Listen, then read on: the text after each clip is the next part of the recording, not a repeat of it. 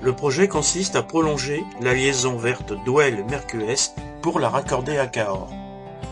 Cette liaison permettra aussi de connecter les voies vertes existantes ou en cours d'aménagement vers Puy-l'Évêque et Fumel à l'ouest, avec le nouveau projet de voie verte Cahors-Cap-de-Nac à l'est, le tout en traversant Cahors.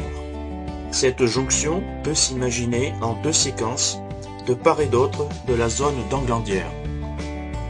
La première séquence prolonge la voie verte existante Douel-Mercues en utilisant au début la plateforme de l'ancienne voie ferrée. La liaison longe un mur qui soutient la RD 811, puis doit s'écarter en plongeant rejoindre une risberne pour éviter la jonction avec la ligne Les Aubrais-Toulouse. Une risberne naturelle permet d'accueillir la future plateforme de 2,50 m. Le tracé rejoint ensuite le pied du mur de soutènement de la voie ferrée avec une risberne juste suffisante pour la future plateforme voie verte. Cette séquence s'étend sur environ 300 mètres, avec de belles perspectives à ouvrir sur la vallée. Le tracé atteint ensuite un éperon rocheux qu'il faudra négocier par des aménagements et des passerelles, pour atteindre enfin un belvédère naturel.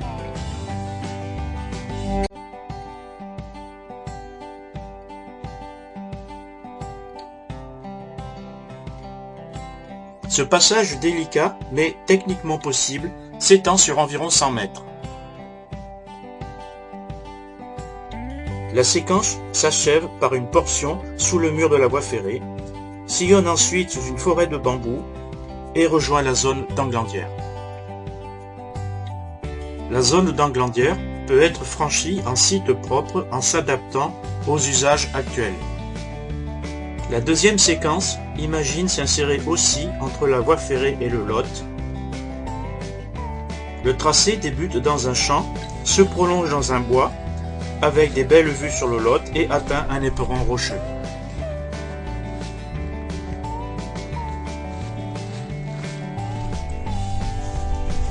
Cet éperon rocheux sera traité techniquement par un modelage ou une passerelle en encorbellement.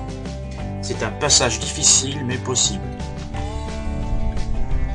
L'éperon rocheux et la falaise se développent sur environ 100 mètres. C'est l'occasion d'imaginer de beaux belvédères. Un très beau passage en balcon permet d'admirer la rivière. Le tracé rejoint le mur de la voie ferrée avec une risberne suffisamment large et remonte ensuite au niveau de la voie ferrée.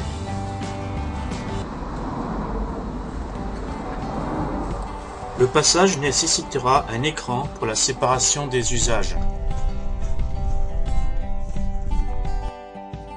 Toujours de beaux belvédères et déjà Regourd est proche. Un dernier tronçon le long du mur, puis on s'en écarte pour rejoindre les Bergelottes et atteindre Regourd.